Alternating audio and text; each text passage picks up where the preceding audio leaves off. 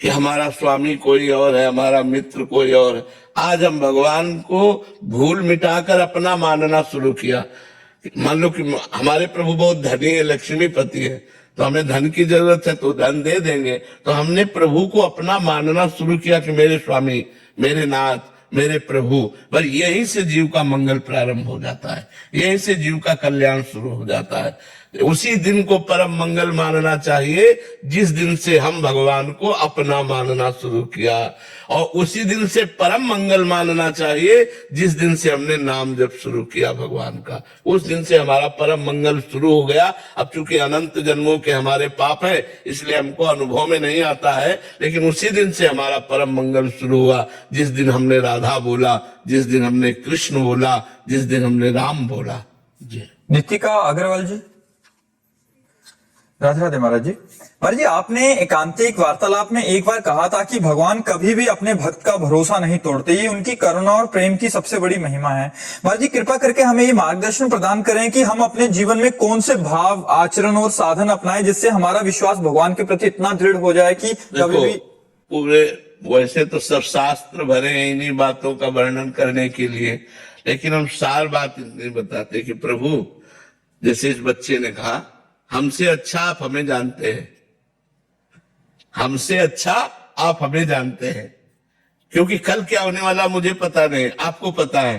नाथ, जैसे हमारा मंगल हो, भाव हमारा होना चाहिए, जैसे हमारा मंगल हो मैं आपकी शरण में हूं।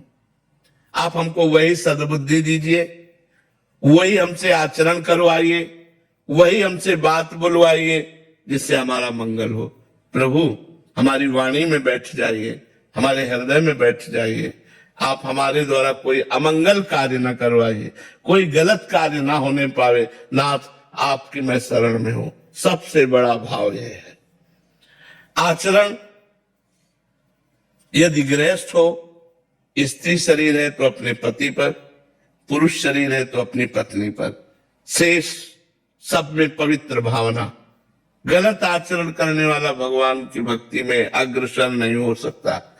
इसलिए चरित्र पावन रखो, अपने चरित्र को ठीक करो। ये जो पराई माताओं बहनों की तरफ गंदी दृष्टि है या पराये पुरुषों की तरफ हमारा जो आकर्षण है, ये नहीं होना चाहिए। अगर ये बना रहा तो अध्यात्म का मतलब क्या रहेगा? फिर तो मतलब एक ड्रामा है, एक पाखंड है, एक नाटक है। आज तक हमने किया, आज सत्संग मिला, अब नो नसानी अब ना नसही हो, ठीक हो जाएगा, सारे पाप नष्ट हो जाएंगे। लेकिन जान करके पाप करो तो नरक में धुलाई होगी तुम्हारी, क्योंकि तुम जान करके पाप कर रहे हो, अब उसको तुम्हें भोगना पड़ेगा। तो इसलिए भाव तो हमारा हो सर्वभाव, सब कुछ भगवान हमारे हैं और वो हमसे ज्यादा जानते हैं। मैं उनकी शरण में हूं, वो वही करवाएंगे जिससे हमारा मंगल होगा। और आचरण, चरित्र पवित्र होना चाहिए, भोजन पवित्र होना चाहिए। अगर भोजन अपवित्र है तो बड़ा भजन में प्रभाव पड़ता है कि जैसे रोटी दाल पवित्र भोजन पाके और भंडारे का गुलाब जामुन और अच्छे अच्छे पदार्थ पा करके और बासी कुशी भी पा करके जैसा मिला वैसा, तो भजन में अंतर पड़ता है। जैसे बासी भोजन कई दिन का है और वो मिला तो प्रमाद स्थिति लाएगा, वो भजन नहीं होने देगा। जैसे प्याज है, लहसुन है, ये जो त्याज्य वस्तुएं हैं, अगर इनको खाते हो आप तो आपके भजन में वृद्धि नहीं हो पाएगी, भजन पवित्र नहीं हो पाएगा। सात्विक भोजन चाहिए, सतोगुणी भोजन चाहिए, और जितना पवित्र भोजन होगा उतने हमारे पवित्र विचार बनेंगे।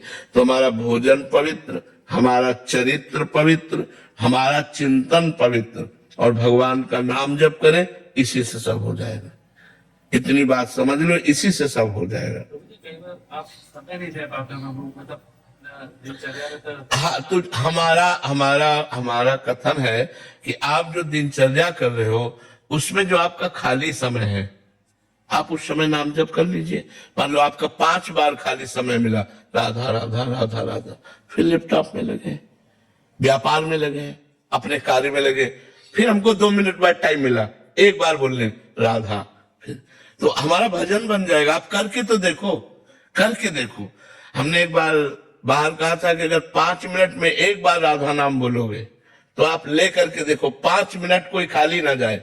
हर 5 मिनट में एक बार राधा बोलो, आप फुर्सत 5 मिनट के लिए, फिर एक बार राधा बोल देना 5 मिनट में। आप देख लो अगर महात्मा न बन जाओ तो बताना, गृहस्थी में रहते हुए एक महापुरुष बन जाओगे। आप नाम जप करके तो देखो। तो जैसे हम लोग एक बहानेबाजी मार देते हैं कि हम बहुत बिजी हैं, लेकिन गलत। आप ईमानदारी से जितने में बिजी हो वो कर्म भगवान को समर्पित कर दो और खाली समय में नाम जप करो। तो हम कह रहे हैं लैपटॉप चला रहे, 1 सेकेंड के लिए हमारी अंगुली रुकी, राधा, फिर हम चला रहे। हमारे पास बहुत समय है भजन का। अगर हम ईमानदारी से भजन करने के लिए सोचे तो बहुत समय है भजन करने का। वैसे भी हमने गणित लगा करके देखा कि आप 12 घंटे काम करते हो, 12 घंटे काम करते हो, तो आपके पास 12 घंटे बचते हैं। 24 घंटे होते हैं ना, 6 घंटे आप सो लेते हो तो आपके पास 6 घंटे बचते हैं। 2 घंटे आप भोजन में कर लेते हो तो आपके पास 4 घंटे रहते हैं। 1 घंटे मनोरंजन में दे देते हैं तो आपके पास 3 घंटे बचते हैं। अब ये 3 घंटे कहां व्यतीत करोगे? हमने 1 घंटा मनोरंजन दिया, 2 घंटे भोजन के लिए दिए, 6 घंटे सोने के लिए दिए, 12 घंटे कार्य करने के लिए, तो आपके पास फिर भी समय तो हम कहीं ना कहीं व्यर्थ में समय नष्ट करते हैं। यदि हम व्यर्थ में समय नष्ट ना करें, जो व्यर्थ का समय है, जो खाली समय है, उसमें भजन कर ले तो हमारा मंगल हो जाएगा। जैसे खाली समय में प्रभु नाम जप करते हैं, अगर माला से करते हैं तो पहले मन के पे अगर हम 28 नाम का नाम जप करें और बाकी का राधा राधा जपें तो ये भी सही है क्या? हाँ, किसी तरह भगवान से हमें जुड़ना है। हमारा मन प्रभु से जुड़े, वो चाहे 28 नाम, चाहे शास्त्र नाम, चाहे सत्य नाम, कैसे भी भगवान से हमारा जुड़े। नाम में जुड़ना परम मंगल है। माधुरी जी महाराष्ट्र से। राधे राधे महाराज जी। महाराज जी, भगवान ने खुद ये सृष्टि निर्माण की है तो हर इंसान को पाप और पुण्य करने की बुद्धि भी तो वही देते हैं। किस आत्मा को अब इस जीवन मृत्यु के चक्कर से निकालकर अपने में विलीन करने का निर्णय भगवान खुद लेते हैं या उस आत्मा के कर्म के प्रभाव से? देखो, जैसे एक किसान को खेती दे दी जाए और बीज दे दिया जाए, बुरे और अच्छे दोनों बीज दे दिए गए। अब वो किसान की मति है, बबूल बोता है या गन्ना बोता है, दाख छुहारा बोता है या वो चना बोता है, ये उसके ऊपर है। ऐसे ही भगवान ने, हम भगवान के अंश हैं, भगवत स्वरूप ही है। हम अपने को भूलकर मनुष्य देह में आ गए, मनुष्य देह को अपना मैं मान लिया। अब हमारे पास 2 बीज हैं, पाप और पुण्य। आप कर्म भूमि में पाप बोते हैं या पुण्य बोते हैं, या आपकी छूट है। भगवान ने आपको सत्संग भी सुनवाया कि पाप और पुण्य से ऊपर भगवत प्राप्ति का भी मार्ग है, आत्मबोध का भी मार्ग है। अब आप चयन करो, पाप मार्ग या पुण्य मार्ग या भगवत मार्ग। ये स्वतंत्रता आपको दे दी गई है, आपको नहीं रोका जाएगा। आप पाप कर्म करो, रोका नहीं जाएगा, परिणाम उसका आपको भोगना पड़ेगा। पुण्य कर्म करो, रोका नहीं जाएगा, उसका परिणाम आपको भोगना पड़ेगा। आप अच्छे कर्म करो या बुरे कर्म करो, आपको ही भोगना पड़ेगा। ये भगवान ने छूट दी है मनुष्य योनि में। और किसी 83,99,999 योनियां हैं, वो केवल पाप और पुण्य के कर्म का फल भोगेंगे, वो पाप और पुण्य नहीं कर सकते। जैसे सिंह बलात् गाय को मारकर खा जाता है, अब उसको हत्या का पाप थोड़ी लगेगा, क्योंकि वही उसका आहार है। और जो गाय निश्चित हो चुकी है आहार, वही उसके सामने पड़ेगी और वो उसी को मारेगा। हजारों के लक्ष्य में एक गाय के पीछे पड़ जाता है, तो उसी गाय का प्रारब्ध भोजन बना उसका, तो वो खा गया, उसको कोई पाप नहीं लगता।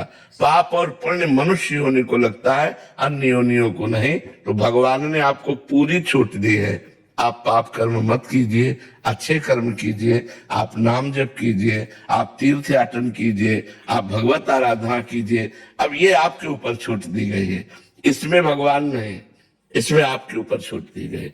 जब आप शरणागत हो जाते हैं, अपने प्राण, अपने तन, अपनी मन, अपनी बुद्धि सब कुछ समर्पित कर देते हैं, तो ऐसा आपको अनुभव होने लगेगा कि हमारे जीवन की बागडोर भगवान ने पकड़ ली, अब वो चला रहे हैं।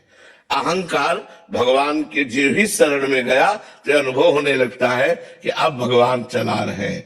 देखो भगवान ने ये प्रेरणा की, देखो भगवान ने ये कर्म करवाया, उससे बुरे कर्म होने बंद हो जाते हैं, क्योंकि अहंकार में ही बुरे कर्म होते हैं। देहाभिमान में ही मैं पुरुष हूं, मैं स्त्री हूं, इसी से पाप या पुण्य कर्म बनते हैं।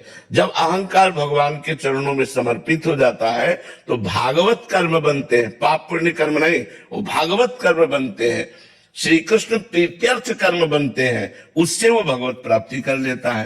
तो अब ये आपको देखना है, भगवत प्राप्ति करना है या पाप पुण्य कर्म करके इसी संसार के आवागमन चक्र में फंसे रहना है। आप ये नहीं कह सकते मुझे पता नहीं था, क्योंकि आपको सत्संग सुनवा दिया, बड़े भाग पाइप सत्संग भी सुना दिया, आपको कीमत भी बता दी कि इस कर्म का ये फल है, इस कर्म का ये फल है, इसका ये फल है। अब आप देखो क्या आप लेना चाहते हैं संसार रूपी बाजार में, या इस भारत रूपी कर्म भूमि में क्या बोना चाहते हैं, ये आपके ऊपर छूट है। शोभित जी गुरुग्राम से शेरविंश महाराज जी, हम ये कैसे पहचाने कि हम जो भी पूजा पाठ और भक्ति करते हैं क्या वो वास्तविक में भगवत प्राप्ति के लिए है या केवल अपनी व्यक्त और अव्यक्त सांसारिक मनोकामनाओं की पूर्ति के लिए है? कोई बात नहीं है, अगर मनोकामना की पूर्ति के लिए है तो भी भगवान ने भक्त ही कहा है। अर्थार्थी अर्थ की प्राप्ति के लिए, आर्थ संकट निवृत्ति के लिए, जिज्ञासु भगवान को जानने के लिए, और ज्ञानी जो भगवान को जान चुका है। तो यदि हम किसी कामना की पूर्ति के लिए भी भक्ति करते हैं तो मंगलमयी भगवान से हमारी वृत्ति जुड़ी तो हमारा मंगल हो जाएगा, कामना की भी पूर्ति हो जाएगी और भगवान की भी प्राप्ति हो जाएगी। अगर हमारे अंदर ये जानकारी करनी है कि मैं निष्काम हूं या सकाम, तो पता तब चलेगा जब हमारे अंदर वृत्ति अंतर्मुख होगी, तभी हम जांच पाएंगे कि हमारे अंतःकरण की वृत्ति निष्काम है या सकाम, हमारी भक्ति भगवत प्रीत्यर्थ है या कामनाओं की पूर्ति के लिए। यदि हमारी कोई कामना है और आप उसे पकड़ पाए, हमारी ये कामना है और उसकी पूर्ति नहीं हो रही और हमें जलन हो रही, तो हम अपनी साधना कामना की पूर्ति के लिए कर रहे हैं। और जब उस कामना की पूर्ति नहीं हुई तो मुझे खुशी होनी चाहिए, बड़े कृपालु भगवान, हमारी कामना की पूर्ति नहीं की, आप अपनी इच्छा की पूर्ति की, इसलिए मैं निष्काम धर्म के मार्ग में चलने लायक बन रहा हूं। बड़ी कृपा है प्रभु, मेरी कभी कामना पूर्ण मत करना, आपकी जो इच्छा हो वही करना, तो आप निष्काम धर्म में चले जाएंगे। इसके लिए अंतर्मुखता चाहिए, अंतर के अंतःकरण की जांच चाहिए कि हमारे अंदर कौन सी कामना है और उसकी पूर्ति में भगवान से श्रद्धा बढ़ती है और उसकी अपूर्ति में श्रद्धा घटती है तो वो कामना से संबंधित है। और यदि कामना की अपूर्ति में, कामना की न पूर्ति में हमें खुशी होती है तो हम निष्काम भाव से चल रहे हैं। रवि गांधी जी दिल्ली से। राधे राधे महाराज जी। महाराज जी, संसार नश्वर है फिर भी हम क्यों भौतिक चीजों की तरफ भागते हैं? यही तो हमारा बहुत सबसे बड़ा जाल है कि जानते हैं कि यार मर जाना है, जानते हैं कि शरीर भी छूट जाएगा, जानते हैं कि ये सब छूट जाएगा, फिर भी इसी के लिए फंसे हुए हैं। एक प्रसंग आता है मार्कंडेय पुराण में कि एक व्यापारी, उसका सब कुछ परिवार वालों ने लूट लिया, छीन लिया और उसको पीट करके घर से भगा दिया। और एक राजा सूरत, जिसका सब कुछ छिन गया था राज्य, तो दोनों मिले और दोनों ने आपस में बातचीत की। तो दोनों ये कह रहे हैं कि मैं करूं तो क्या, परिवार वालों ने मेरा सर्वस्व छीन लिया। वो वैश्य कहता, व्यापारी वो वैश्य कुल का था, मेरा सब कुछ छीन लिया लेकिन मेरा मन उन्हीं के प्यार में फंसा है, लगता है वो राजी हो जाए और मुझे रख ले, मुझे वैराग्य नहीं हो रहा। उस राजा ने कहा मेरा सब कुछ छिन गया है फिर भी मैं राज्य चाहता हूं, अब क्या करूं? तो उनका आद्या शक्ति, ये माया का प्रभाव है, आद्या शक्ति भगवती दुर्गा की आराधना की जाए, मार्कंडेय ऋषि के दुर्गा जी की आराधना की जाए, देवी की आराधना की जाए, वो अपने माया को हटावे, हमारे अंदर ज्ञान प्रकट करे तो ये बात आवे। एक बार श्री स्वामी वामदेव जी महाराज अपनी मंडली के साथ भ्रमण कर रहे थे, अभी कुछ ही सब वर्षों पहले की बात है। तो एक जवान आदमी बूढ़े को जूते से पीट रहा था। तो उन्होंने भ्रमण करते हुए देखा, तो मंडली को रोका और उसके पास गए। जो वो जवान घर के अंदर चला, बोले कौन था ये? तो उनका बेटा था। बोले जूतों से पीट रहा था, तुम्हें बुरा नहीं लगता है? चलो हमारी मंडली में चलो, हर समय तीनों टाइम भोजन मिलेगा और भगवान नाम कीर्तन सुनो, भगवान की कथा सुनो। वृद्ध शरीर क्यों ऐसी पीड़ा सहते हो? तो उनका लड़का हमारा पीठ हमें रहा, तुम काहे को परेशान? वामदेव जी महाराज ने कहा इतनी प्रबल माया है कि वो जूतों से पीट रहा है, फिर भी वो उसी का पक्ष ले रहा है, मंडली में नहीं आ रहा, वो विरक्त नहीं हो रहा। यही भगवान की प्रचंड माया है।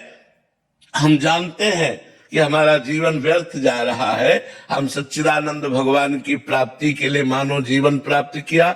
गर्भ में भगवान से वादा करके आए हैं कि हम जब माँ के गर्भ से निकलेंगे तो ऐसा भजन करेंगे कि दोबारा माँ के गर्भ में ना जाना पड़े। लेकिन वो सब बातें हम भूल गए, गर्भ की भी बात भूल गए। इसी जन्म में हम 9 महीने गर्भ में रहे, कितना कष्ट रहा, हमको कोई ज्ञान नहीं है, पर हम ऐसा फंसते चले गए।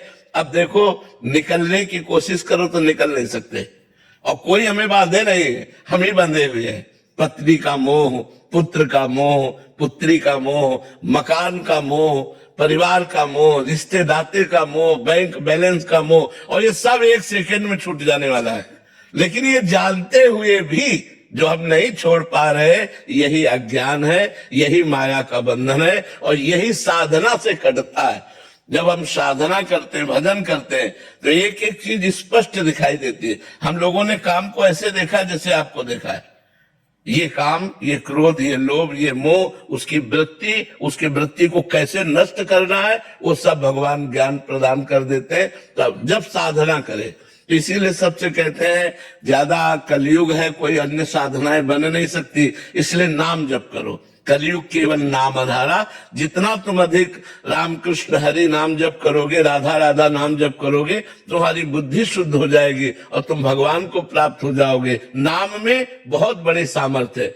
ब्रह्म राम ते नाम बड़ो, आप ध्यान दीजिए इस बात पर। ब्रह्म राम ते नाम बड़, वरदायक वरदान। रामचरित सतकोटि में लिए महेश जी जान। 100 करोड़ रामायणों का जब मंथन किया भगवान शंकर ने, 100 करोड़ रामायण, तब उसमें सार निकला कि ब्रह्म राम से भी बढ़कर के भगवान का नाम है। 100 करोड़ ग्रंथों का अवगाहन करने के बाद सार बात निकली कि ब्रह्म राम ते नाम बड़, वरदायक वरदान। वरदान देने वालों को भी वरदान देने के सामर्थ्य नाम जापक में है। इसलिए नाम जप करो। कलयुग में नाम का ही एकमात्र आश्रय है जो हमारा उद्धार कर सकता है। नहीं तो प्रचंड माया मोह इसी को कहते हैं कि हम लोग सब जानते हैं। जब फूंक के आते हैं ना किसी को, तो जब फूंकने ले जाते हैं तो एक गीत गाया जाता है, राम नाम सत्य है। देखो सब लोग जोर जोर से गाते हैं, सुनाई देता है। क्या कह रहे हैं? राम नाम सत्य है, सत्य बोलो मुक्त है। तो अब आप विचार करो, जब जानते हैं कि सत्य है, फूंकने जा रहे हैं, तो फूंक के आते हैं, तो कोई तंबाकू खा रहा है, कोई बीड़ी पी रहा है, उसको ज्ञान नहीं है कि हमको भी फूंका जाएगा, आज नहीं तो कल हमारी भी गति होगी। यही प्रचंड माया है। अतिशय प्रबल देव तो माया, छूटे राम करो जब दया। भगवान जब दया करे, कृपा करे, तो कब कृपा करेंगे? कृपा हो चुकी है। हम लोग खूब नाम जप करें, भगवान का स्मरण करें, नाम कीर्तन करें, भगवान की कथा सुने, अपने कर्मों को पवित्र करें और भगवान को समर्पित कर दें, तो हमारे अंदर ज्ञान प्रकट हो जाए। तो इसी संसार में रहते हुए हम भगवान को प्राप्त हो जाएंगे। भागने की जरूरत नहीं, कहीं भागने की जरूरत नहीं। सत्यजीत जी, राधे राधे राधे। श्री हरिवंश महाराज जी, महाराज जी मैं अमेरिका में रहता हूँ और आपका सत्संग रोज सुनता हूँ, तो ऐसा आभास होता है कि मैं नरक तो नहीं जाऊंगा, परंतु पुराने कर्म ऐसे हैं कि स्वर्ग भी नहीं जा पाऊंगा। अब मैं बीच में खड़ा हूँ, क्या करूं महाराज? बिल्कुल चिंता मत कीजिए, हमारी बात को गंभीरता से सुनिएगा। एक दिया सलाई एक मुट्ठी रुई को जलाने के लिए काफी है, तो एक दिया सलाई रुई के पहाड़ को भी जलाने के लिए काफी है। क्यों? उसके लिए हमको पहाड़ जैसी दिया सलाई ले चाहिए। एक ही दिया सलाई चाहिए ना। बस एक नाम पकड़ लो आप, चाहे पहाड़ जैसे पाप हो सब भस्म हो जाएंगे इसी जन्म में।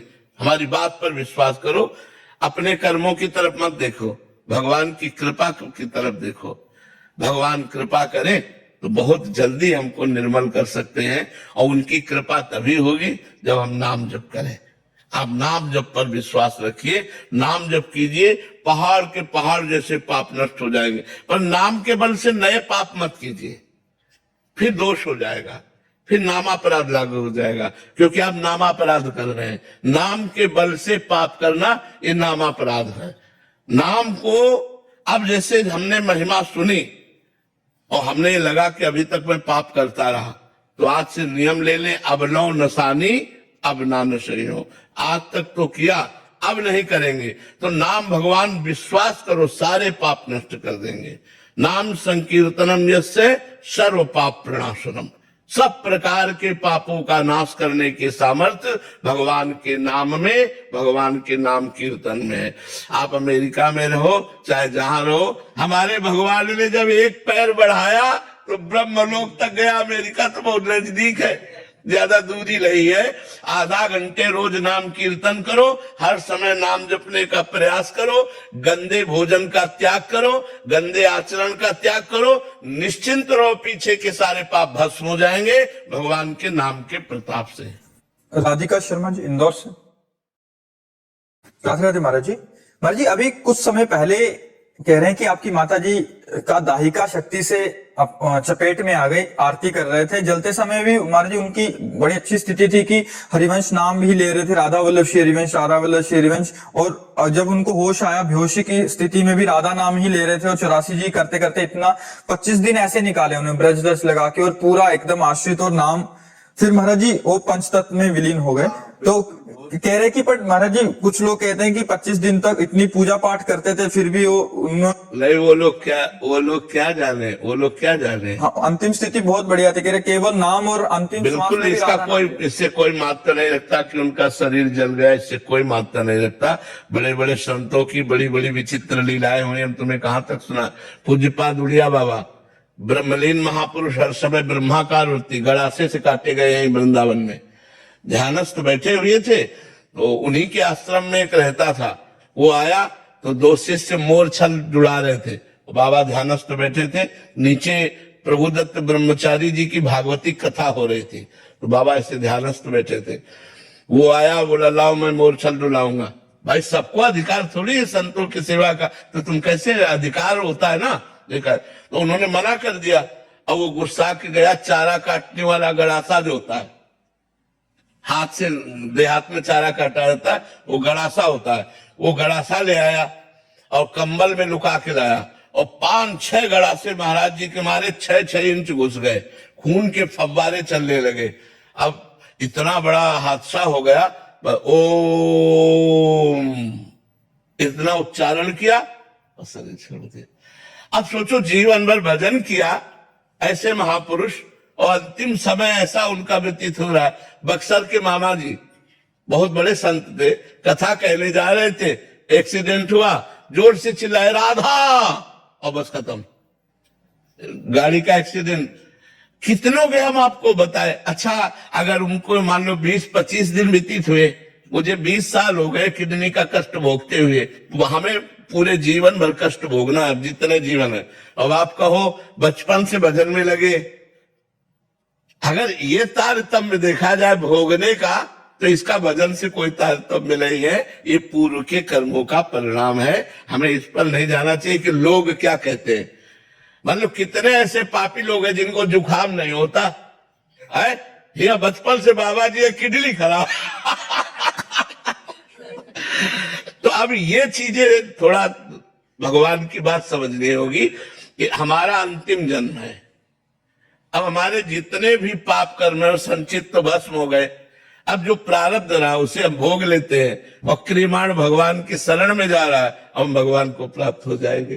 तो आखिरी जन्म जिन संतों का होता है तो उनकी थोड़ा बड़ी विचित्र लीलाएं होती, थोड़ा थोड़ा करके भोग भुगवाया जाता है। तो ये रहस्य रघुनाथ कर बेग ले जाने कोई, जो जाने रघुपति कृपा तो सपने मोह न होए। नहीं तो भ्रम हो जाता है कि यार भजन करने वाला जो है दुख पा रहा है और पाप करने वाला मौज उड़ा रहा है, ऐसा लोगों को भ्रम हो जाता है। रिंकल जी करनाल से। राधे राधे महाराज जी। महाराज जी, भगवत सत्संग में सुना है कि परनिंदा से भजन नष्ट होता है। प्रभु, शरीर का कोई रिश्ता ऐसा हो जिसकी बात सुननी पड़ती है और उसकी उम्र भी ऐसी हो कि हम कुछ उसको बोल ना पावे, तो ऐसे में सुनने में अपराध लगेगा, या उस स्थिति में हम उस कैसे? समय अंदर अंदर राधा राधा रटो। ये पक्की बात, भजन नष्ट नहीं होता। भजन तो किसी भी कारण से नष्ट नहीं होता। भजन अविनाशी है। पुण्य नष्ट होता है। पुण्य जो है, जो आप दान पुण्य करते हैं, जो आपके पुण्य है, वो नष्ट हो जाते हैं। भजन नष्ट नहीं होता। ये पहले भ्रम हटा दो। किसी भी कारण से कभी भजन नष्ट नहीं होता। आपने एक बार राधा कहा, ये कभी नष्ट नहीं हो सकता। ये आपको फल दे के रहेगा।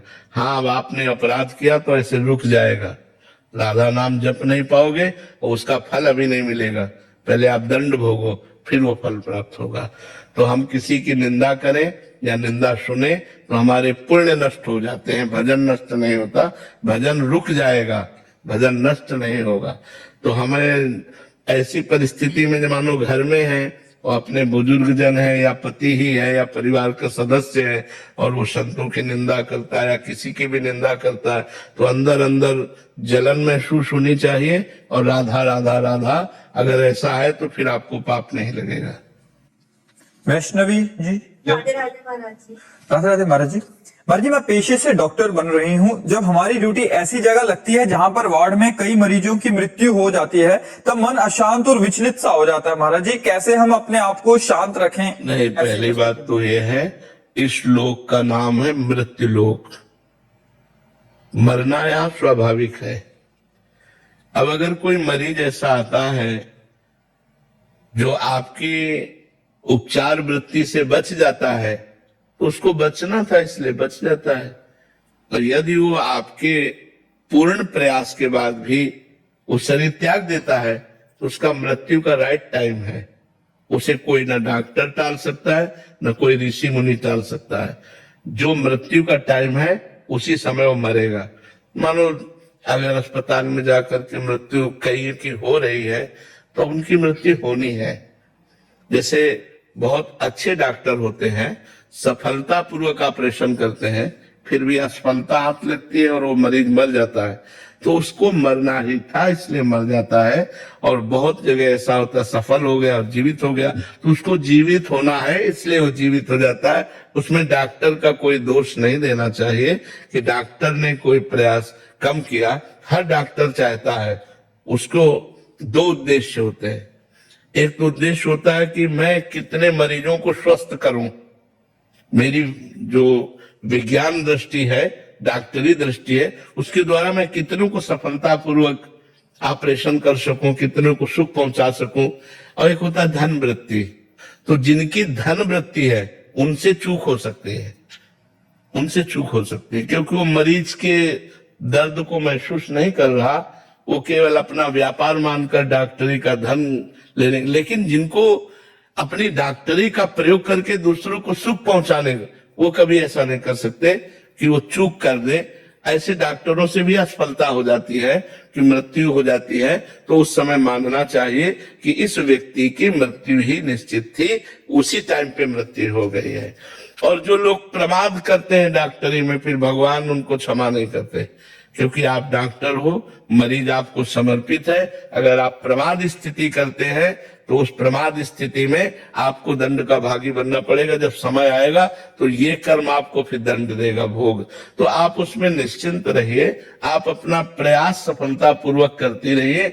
और अगर मृत्यु हो जाती है तो वो तो मृत्यु होना ही है, इस लोक का नाम ही मृत्यु लोक है। तो हमें उसको बचाने की कोशिश करना है 100%। जब नहीं बचता है तो भगवान की विधान वृत्ति हो, विधान है इसलिए वो मर गए। इसलिए ज्यादा शोक करने की जरूरत नहीं, क्योंकि इस लोक का नाम ही मृत्यु लोक है।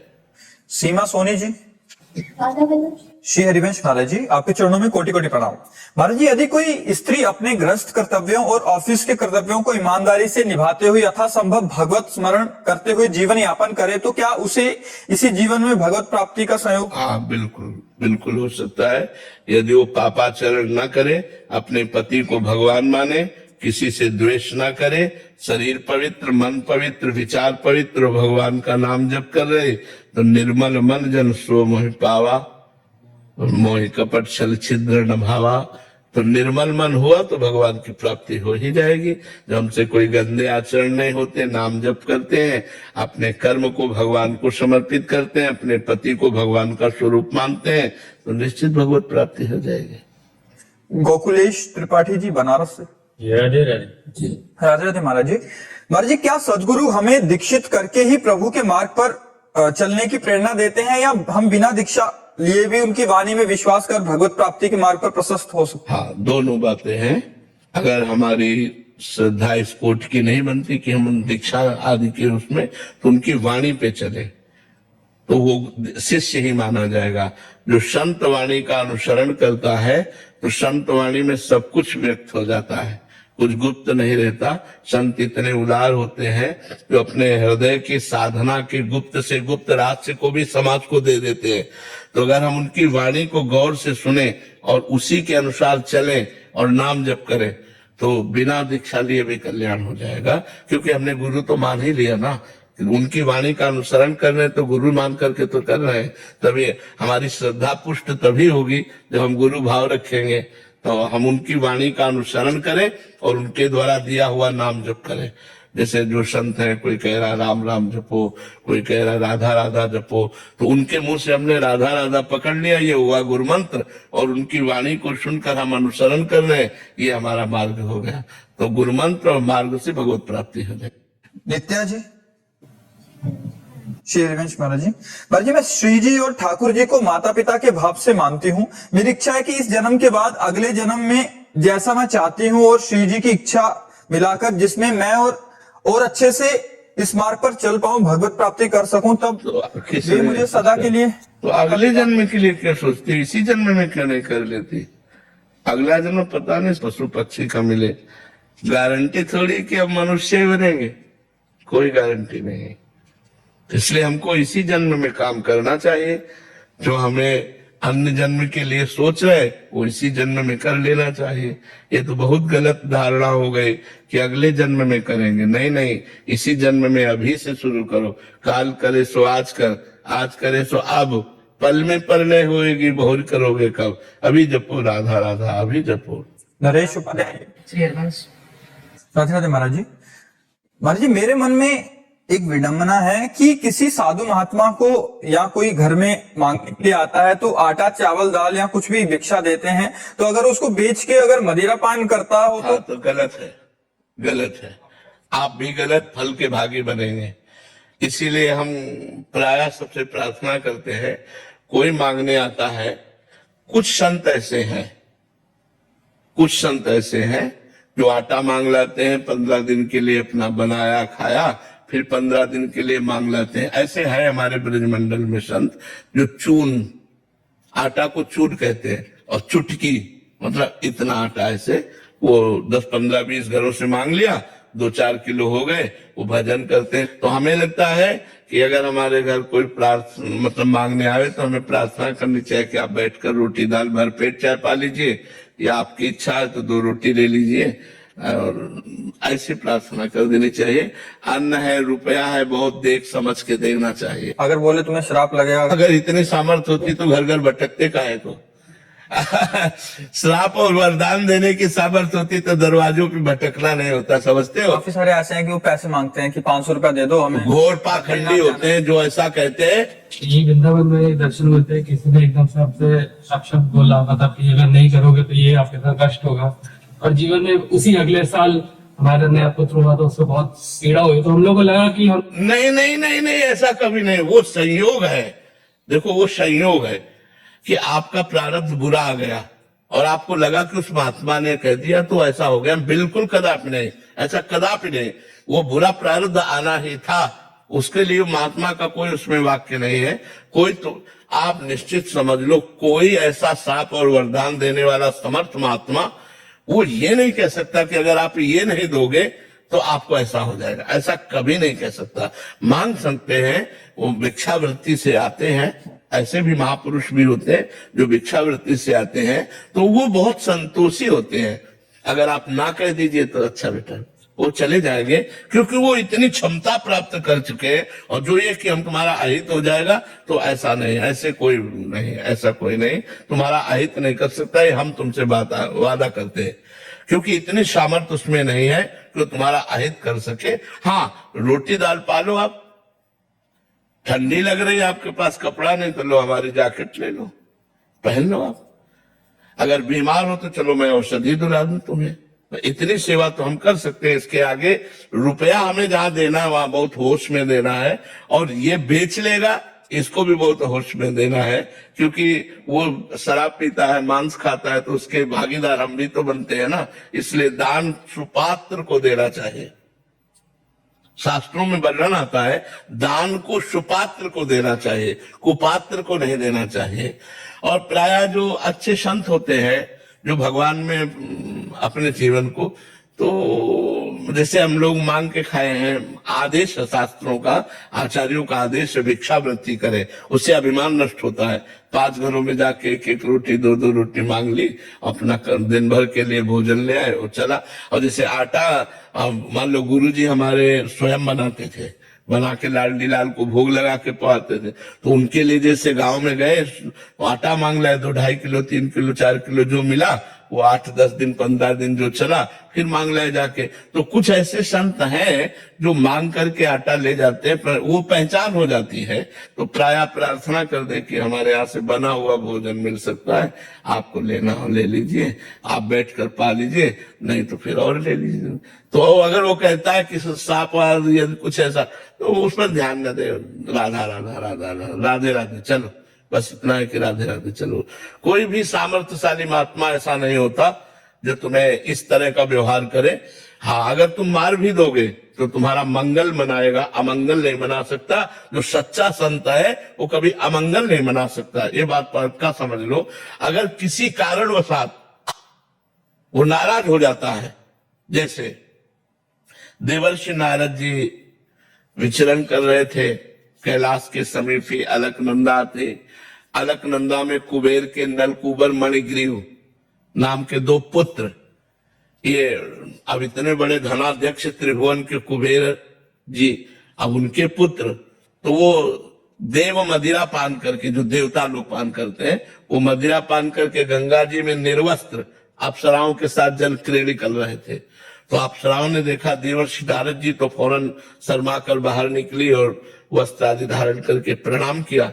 लेकिन वो वैसे ही मदिरा के नशे में गंगा जी में, तो उनका तुम देवताओं में श्रेष्ठ कुबेर के पुत्र होकर इस तरह अभद्र व्यवहार करते हो, तुम्हारी बुद्धि भ्रष्ट हो गई है, तुम श्री मतलब धन से मतवाले हो रहे हो, इसलिए तुम्हें ज्ञान भी नहीं है कि कौन तुम्हारे सामने खड़ा है, क्या है। तुम इस तरह मदोन्मत्त हो रहे हो, जाओ मैं शाप देता हूं, तुम वृक्ष योनि को प्राप्त हो जाओ। जब शाप की बात कही तो घबरा गए, चरणों में गिरे। तो देवर्षि नारद जी ने कहा वृक्ष तो बनो, लेकिन नंदालय के वृक्ष बनो। तो नंद भवन के सामने यमला अर्जुन नाम के वृक्ष के रूप में ये दोनों भाई वहां प्रकट हुए। और भगवान की जब उखल बंधन लीला हुई, तो उखल बंधन से भगवान उखल को घसीटते हुए इन दोनों वृक्षों के बीच में आए और झटका मारा, दोनों वृक्ष उखड़ गए और दोनों अपने स्वरूप को प्राप्त हुए। तो देखो, कहाँ मदिरा पिए निर्वस्त्र गंगा जी में खड़े, और कहाँ देवर्षि की हम श्राप कहे या कृपा कहे, कृपा कहेंगे। साप रूप से कृपा देकर भगवत साक्षात्कार करवा दिया। श्री कृष्ण चंद्रजू का दर्शन और स्पर्श प्राप्त हुआ नलकूबर मणिग्रीव को, और पुनः अपने स्वरूप को प्राप्त हुए। तो सामर्थ्यशाली महात्मा मुनिन का क्रोधो मुक्ति दातार।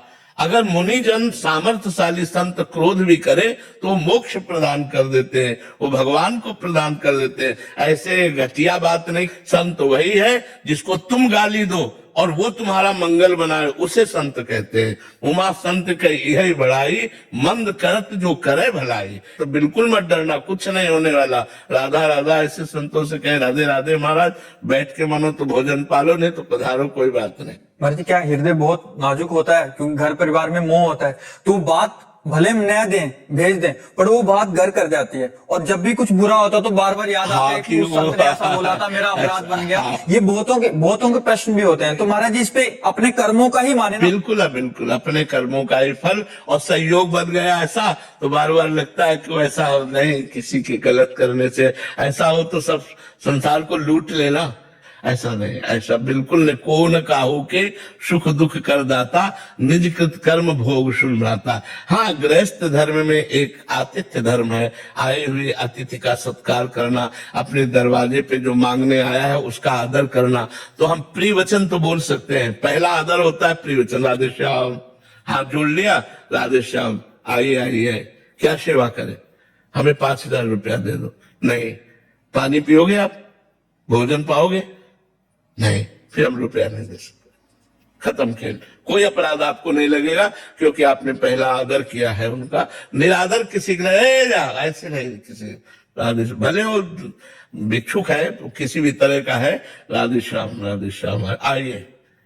आप जल पिएंगे, नहीं। भोजन पाएंगे, नहीं, फिर आप पधारिए। महाराज जी इसमें एक सावधानी और मांग रहे हैं महाराज जी, जैसे संतों का आदर करना चाहिए, तो उनको घर में तो ना घुसाए ना। नहीं, हाँ, नहीं, गेट के बाहर से। पता नहीं वो संत है या असंत है, संत है या असंत है, हमें तो पता नहीं है। तो हम दोनों का आदर करते हैं क्योंकि हमें पता नहीं। पर गेट के बाहर, गेट के अंदर किसी को नहीं। भोजन भी पाना है तो आप गेट के बाहर बैठो, हम घर से ला करके देते हैं। और जो सच्चा संत होगा वो गेट के अंदर घुसेगा ही नहीं, क्योंकि आदेश होता है द्वार से भिक्षा मांगना। द्वार के अंदर घर में प्रवेश करने के लिए गुरुजन निषेध करते हैं कि किसी भी गृहस्थी के घर में प्रवेश मत करो, उसके दरवाजे पर जाकर राधे श्याम बोलो, जोर से आवाज बोलो, वो जो दे दे भिक्षा वो लेके चले आओ, ऐसा आदेश हो। सोहित कुमार जी दिल्ली से। राधे राधे महाराज जी। गुरुजी मुझे आपकी और श्री राधा रानी की कृपा से 5वीं बार वृंदावन आने का मौका मिला। मैं रामानंद संप्रदाय से दीक्षित हूँ। महाराज जी आप कह रहे हैं कि सभी बड़े संतों के हजारों संख्या में ग्रस्त और विरक्त शिष्य होते हैं, उनमें से लगभग सभी गुरु प्रदत्त साधन प्रणाली का पालन भी करते हैं। उन सभी शिष्यों के मन में यही भाव रहता है कि हम गुरु प्रदत्त साधन प्रणाली का पालन करते रहें तो हमें इसी जन्म में भगवत प्राप्ति हो जाएगी। महाराज जी मेरा प्रश्न है कि क्या गुरु प्रदत्त साधन प्रणाली का पालन करने वाले सभी शिष्यों को भगवत प्राप्ति हो जाती है, केवल उन शिष्यों को होती है जिन्हें शरीर रहते हुए स्वरूप बोध अथवा भगवत साक्षात्कार प्राप्त? नहीं, जैसे प्रयत्नशील है, प्रयास बहुत कर रहे हैं साधना में, लेकिन सफलता नहीं मिल रही, तो अंतिम समय जब उनका आता है तो उस समय भगवान उनको सफलता प्रदान करते हैं। क्या? अंतिम समय भगवान स्वयं स्मरण बन जाते हैं और वो अंतिम समय में राधा और गया, अब वो भगवत प्राप्त हो गया। तो जो लगा, चाहे थोड़ा ही लगा हो, भगवान का नाम जानते हो क्या? मंगल भवन अमंगल हारे। तो अब कितने सृष्टि में जीव हैं, अगर वो माइक्रो क्या कहते हो, माइक्रोस्कोप, हाँ, आप जमीन के एक बीता में देखो तो लाखों जीव निकल आएंगे, लाखों जीव।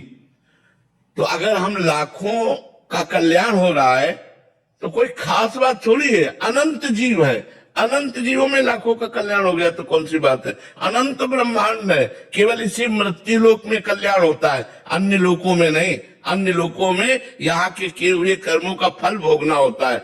जैसे तपस्या तो तप लोक, और बड़ी तपस्या जन लोक, और बड़ा भजन महर लोक, ब्रह्म लोक। लेकिन भगवान को जो प्राप्त हो गया वो आवागमन से मुक्त हो जाता है।